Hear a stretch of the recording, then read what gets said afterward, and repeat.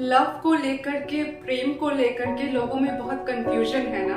दुनिया के आधे से ज्यादा लोग इस बात को लेकर के परेशान दिखाई देते हैं कि फला व्यक्ति को हमसे प्रेम है कि नहीं है। चलिए आज इस कॉन्सेप्ट की गहराई में उतरने की कोशिश करते हैं। अगर इस फीलिंग को परखना है ना, तो इसका एक छोटा सा फॉर्मूला है, ट्रिपल सी का फॉर्मूला। इसमें पहला सी है कोऑपरेशन। हम सबके दिलो दिमाग में ना इच्छा, सपने, थॉट और आइडियाज होते हैं।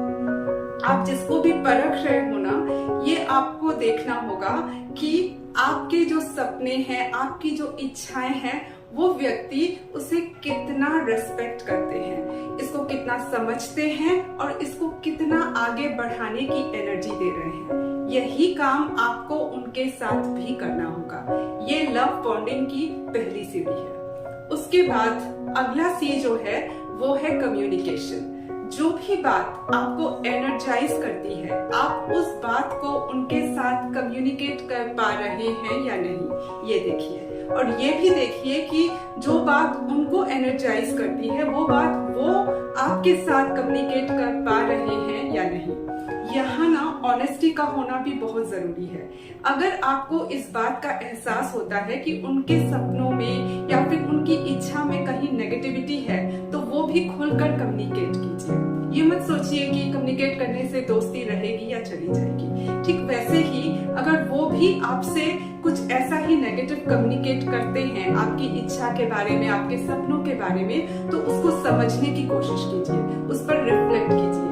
ये जो बात है ना, ये एक्चुअली केयरिंग नेचर से आती है, ऑनेस्टी से आती है कि कहीं हम जिनको चाहते हैं वो कभी किसी मुश्किल में ना पड़े, इसीलिए इस बात का उन्हें पता होना जरूरी है। तो ये एक तरह का केयरिंग नेचर है। तीसरा सी है केयर। हम सबको ये याद रखना होगा कि हम सबके भीतर ना अच्छे बुरे एक्सपीरियंसेस से खुशी और गम दोनों ही जमा होते हैं। तो जब भी हम किसी से कम्युनिकेट करते हैं ना, तो इस बात का ध्यान हमेशा होना चाहिए कि उनके अंदर भी ऐसे एक्सपीरियंसेस होंगे।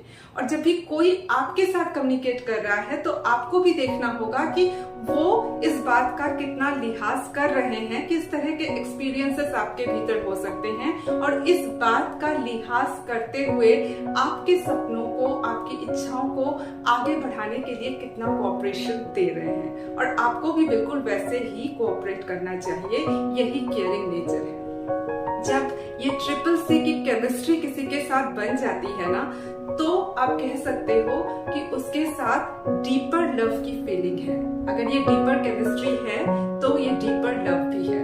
ये जो गुड लुक्स पर बढ़ना, फिर इम्पोर्टेंस देना, फिर गिफ्ट देना, ये सारी चीजें ना, ये ईगो को सेटिस्फाई करती हैं। ये लव नहीं है, ये लव का इल्यूशन क्रिएट करती है। जब आप अपने भीतर ना इस तरह के प्योर वाले, सच्चे वाले लव की एनर्जी धारण करना सीख जाते हो, तब ना यूनिवर्स खुद आपके इश्क में पड़ जाता है और पूरी की पूरी कायनात ना आपके सपनों को साकार करने में लग जाती है।